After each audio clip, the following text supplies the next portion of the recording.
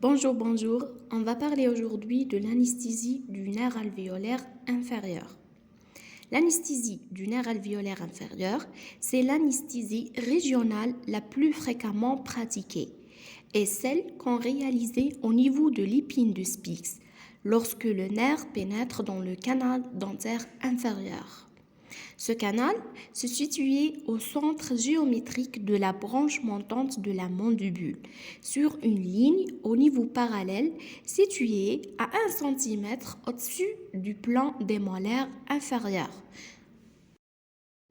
Bon, pour les ramifications, il est à l'origine juste avant de pénétrer le canal mandibulaire du nerf myo-iridien qui énervera le muscle myo-iridien et le ventre antérieur de muscle diagastrique. Après cette branche devenue purement sensitive, elle rentre dans le canal mandibulaire. Il participe aussi au plexus dentaire inférieur, avec des terminaisons pour les molaires et les prémolaires, bien sûr, inférieurs. Il est également à l'origine d'un rameau dit nerf incisif, énervant une canine et deux dents incisives, des terminaisons gingivales. Enfin, il donne le nerf mentonnier émergeant de la mandibule par le foramen mental et se distribue pour de nombreux rameaux à la lèvre inférieure et au menton, comme vous voyez. Pour le trajet du nerf alvéolaire inférieur, il descend depuis son origine en longeant latéralement le muscle pseudocovidien médial, passe entre la branche montante de la mandibule et le ligament sphinomandibulaire avant de pénétrer dans le canal mandibulaire via le foramen mandibulaire.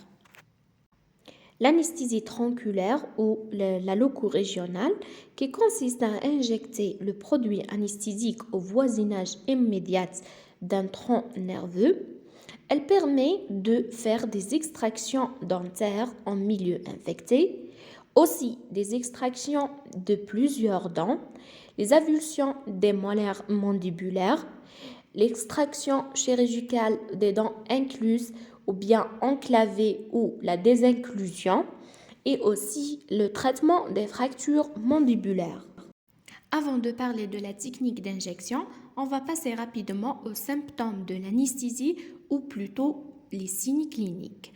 Bon, au bout de quelques minutes, le patient ressent un engourdissement et des picotements de la lèvre inférieure et parfois de la langue. Il peut aussi ressentir une décharge électrique jusqu'au menton ou jusqu'à la langue. Une petite remarque, avant de passer ou bien d'entamer l'acte, il faut toujours faire attention à la région gingivale vestibulaire qui est énervée par le nerf buccal. Il faut donc compléter l'anesthésie régionale à l'épine de Spix par une infiltration vestibulaire complémentaire qui est la paraapicale. Pour la technique, on repère, au moyen de l'index de la main gauche, le bord antérieur de la branche montante, alors que la main droite tient la seringue, comme vous voyez. Sachant que la seringue et son aiguille sont d'abord dirigées parallèlement aux faces triturantes des molaires. Puis, on pique la muqueuse à 1 cm, toujours au-dessus des plans des molaires avec, bien sûr, la main droite. Dans un premier temps, la pénétration de l'aiguille se fit au ras du ligament pterygomaxillaire. À cette position, c'est-à-dire lorsqu'on pique la muqueuse seulement à 1 cm au-dessus des plans des molaires, on est dans la position ou bien l'emplacement du ras du ligament pterygomaxillaire. Dans un deuxième temps, on fait changer de direction à l'aiguille et déporter la seringue jusqu'à la région canine prémolaire opposée.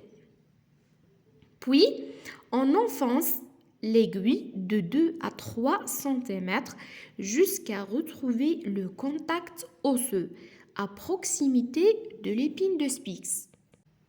Enfin, l'aiguille est retirée alors de 1 mm à peu près et la main gauche vient alors maintenir le corps de la seringue pendant que la main droite vérifie l'absence d'effraction vasculaire en précédant à une aspiration. Si cette aspiration ne ramène pas de sang, on injecte alors lentement la totalité du produit anesthésique.